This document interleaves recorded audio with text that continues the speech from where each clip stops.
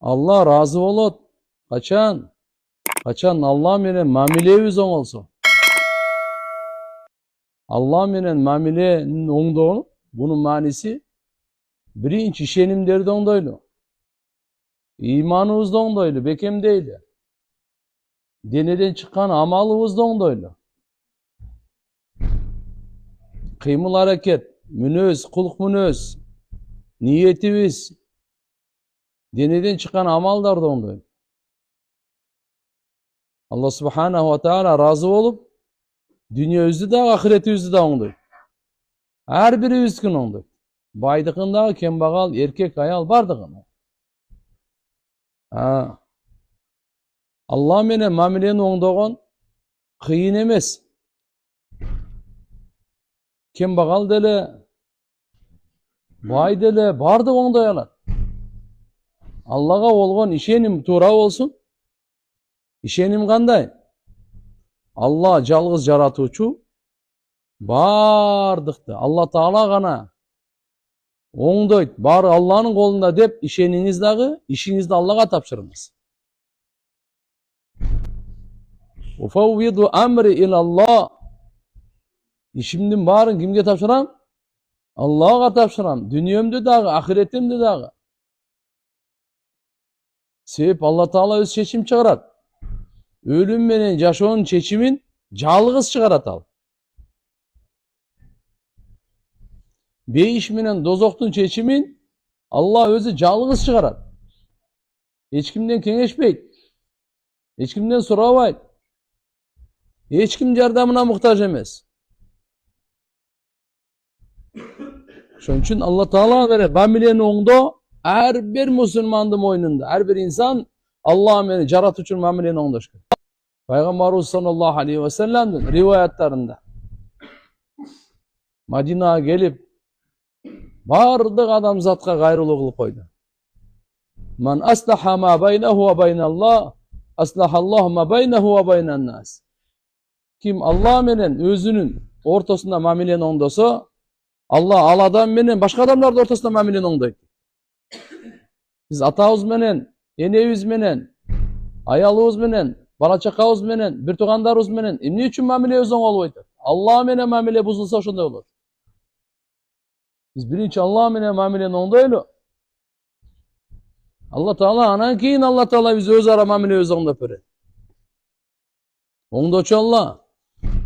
Allah menen mamileni oңдоонун manisi ушул. İman, yakindi oңдоп, andan keyin amal da oңдойлу. İşenimiz tуура болсун. Кандай ишеним? Пайгамбарыбыз sallallahu aleyhi ve sellem кандай ишеним алып келсе дүнүйөгө, ошол ишенимди. Пайгамбарыбыздын ишенгенине ишенейли. Пайгамбарыбыз ишен деп айтканына ишенейли. Алып келгенине ишенейли. Пайгамбарыбыз dünya ahiretin жакшылыгын алып келген. Ya Aba Sufyan qad ji'tukum bi khayri dünya. Dünya ahiretin жакшылыгын алып келдим. Aslim taslam. İslam'dı kabul al. Dünyada da ahirette de salamatta olasın. Malın, canın, bardығы salamatçılıkta olur. Avirin, ahiretin.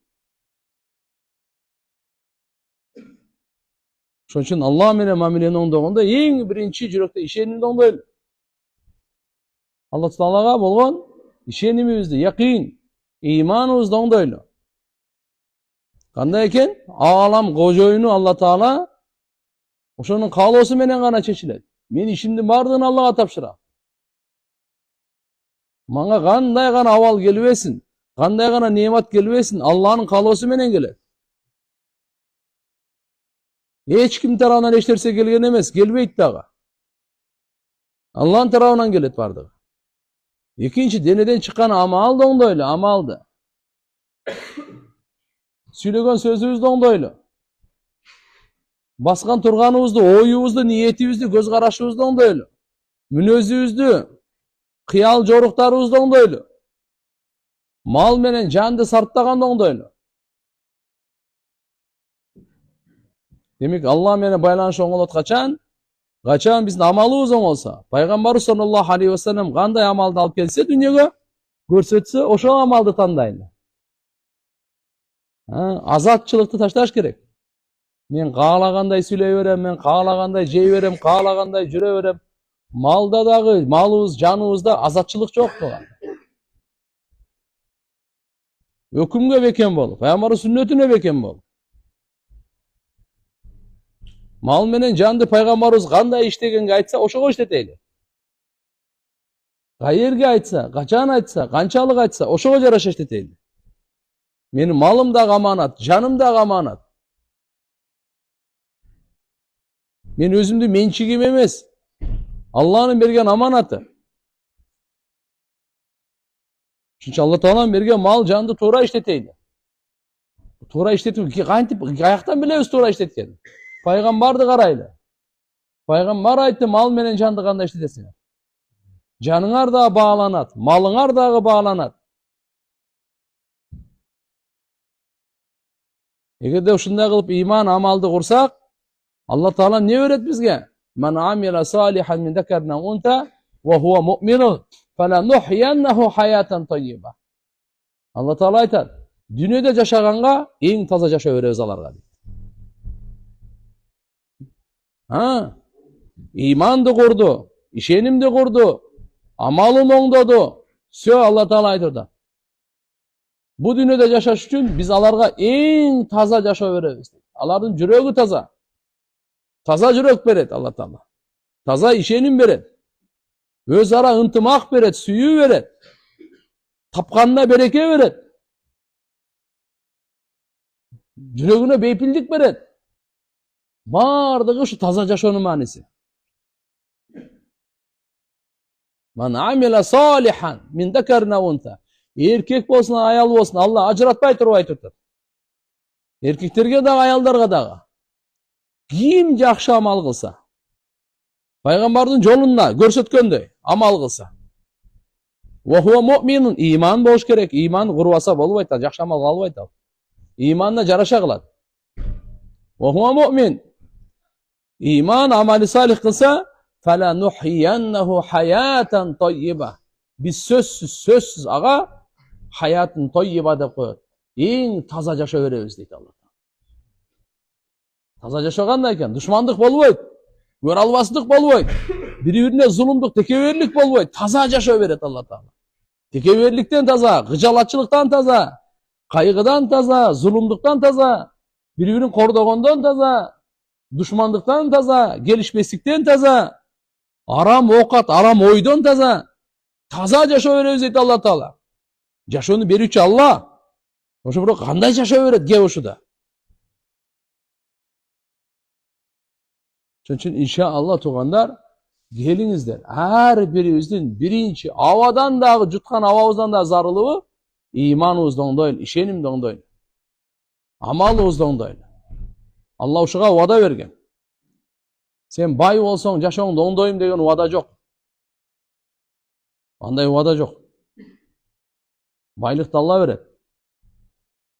Biz dünyaya kelgende bilimimiz деле жок эле. Байлыгыбыз деле жок эле, акчабыз деле жок эле, кийимибиз деле жок эле. Ошо эсте барбы? Азыр айтып атабыз, мына меники, мына меники, мына меники, машалла. Кут болсун, буйурсун дейбиз. Не дейбиз ана? Пайгамбар саллаллаху алейхи ва саллям айткан, адам баласы айтат экен, мына менин малым, мына менин мүлкүм, мына менин байлыгым деп. Пайгамбарыбыз айткан, ал сеники эмес деген. Кандай меники эмес? Оформленияңды көрбөйсүң, менде турбайбы? Сеники үчөө деген. Сеники үчөө. Жедиң жок кылдыңбы? Точно сеники ошо. Пока жей элексиң, ал сеники эмес пока. Жедиң жок кылдың. Кече манты жедиңби? Сеники ошо.